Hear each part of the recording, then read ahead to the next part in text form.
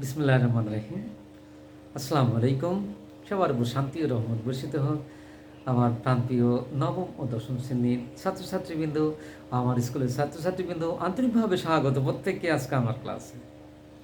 আশা করি আল্লাহর অশেষ কৃপায় তোমরা অনেক অনেক ভালো আছো। মাই ডিয়ার স্টুডেন্ট, আজ আমি তোমাদের সাধারণ গণিতের অনুশীলনী 4.1-এর চতুর্থ পর্বে নাম্বার 9 থেকে শুরু করব। এই নাম্বার 9 থেকে 15 পর্যন্ত অঙ্কগুলি হলো প্রমাণ করতে হবে আমাদের। চলো বন্ধুরা, প্রথমে নাম্বার 9টা কী আছে সে প্রশ্নটা বোঝার চেষ্টা করি। মাই ডিয়ার স্টুডেন্ট, নাম্বার 9টা হলো 4n-1 বাই 2n-1 সমান 2n+1, এটা প্রমাণ করতে হবে।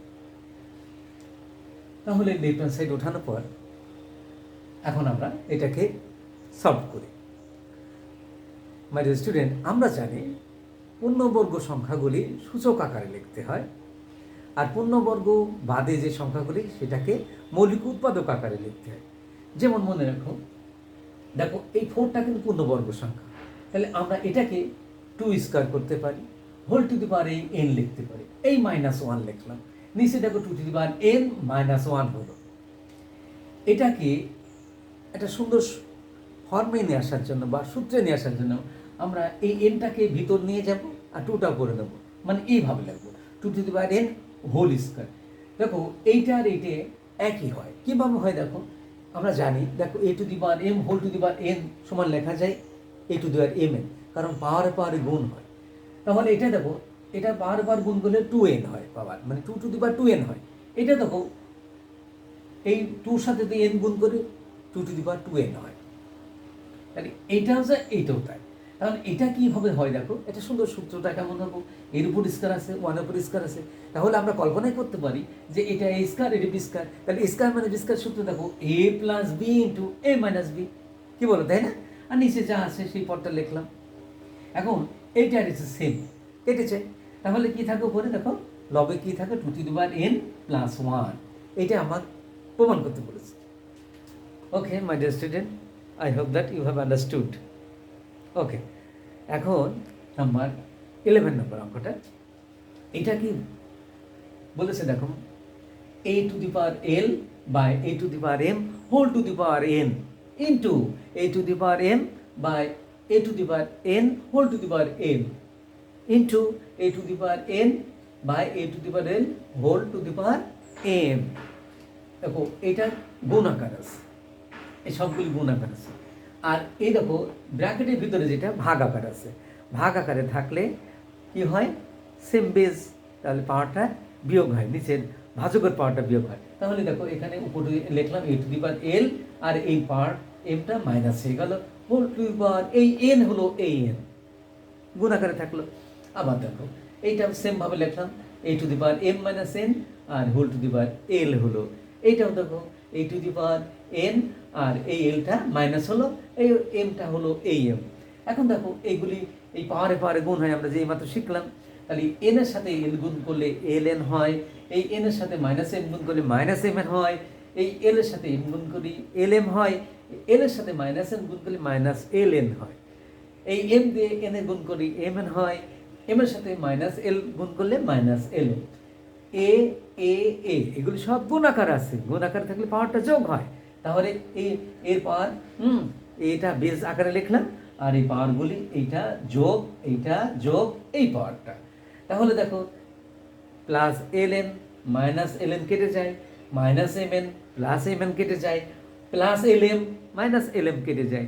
তাহলে সবগুলি কেটে যাওয়ার পর দেখো এর পাওয়ার থাকে 0 আর e⁴ সমানই হয় 1, কি বলো তাই না মাই ডিয়ার স্টুডেন্ট?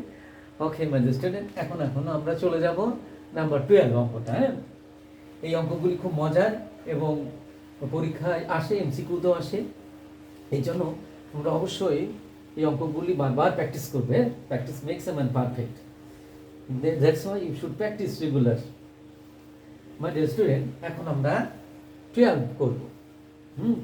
12 নম্বর অঙ্কটা সেটা আছে, সেটা হলো a⁴p + q by a⁴2r। Okay my dear student, এখন আমরা নাম্বার 12 করি। হ্যাঁ, 12 নাম্বার অঙ্কটা সেটা হলো, লেফট হ্যান্ড সাইড দিলাম আমি, দেখো এখানে ওকে, এখন লেফট হ্যান্ড সাইড দেওয়ার পর আমরা লিখতে পারি, দেখো এখানে যেটা আছে সেটা হলো a to the power p plus q by a to the power 2r, হ্যাঁ, গুণ a to the power q plus r by a to the power 2p গুণ a to the power r plus p by a to the power 2q। এটা সমান আবার প্রমাণ করতে হবে 1, বুঝতে পেরেছো মাইজেস্টি? এখন আসো এটাকে আমরা দেখো ভাগ আকার আছে, তাহলে পাওয়ারটা কি হবে, হ্যাঁ, বিয়োগ হয়ে যাবে। হ্যাঁ, আচ্ছা আমরা এইভাবে আরও করতে পারি। দেখো উপরে সেম পাওয়ারগুলো আমরা আগে প্রথমে যোগ করে নিই, এইটা গুণ, সবগুলো গুণ আছে, তাহলে পাওয়ারটা যোগ করলাম। এই পাওয়ার হলো পি প্লাস কিউ প্লাস আর প্লাস পি। ওকে, আর নিচে দেখো এইগুলি সব গুণ আকার আছে, তাহলে এইগুলি গুণ আকার থাকলে পাওয়ারটা যোগ হয়, তাহলে লিখতে পারি দেখো 2p plus 2q plus 2r। ওকে, উপরে দেখো পাওয়ারগুলি যোগ করলে হয় এরকম, উপরে 2p plus 2q plus 2r, হ্যাঁ, আর নিচে কি হয় দেখো বন্ধুরা, এখানে হয় a to the power 2p plus 2q plus 2r। ওকে, দেখো এটা কি আকারে দেখো, উপর নিচে ভাগ আকার আছে, তাহলে আমরা কি পারি, এইটা এই পাওয়ারটা যখন মানে এর পাওয়ারটা মাইনাস হয়ে যাবে, তাহলে লিখতে পারি এখন উপরে 2p plus 2q plus 2r, হ্যাঁ, minus 2p minus 2q minus 2r।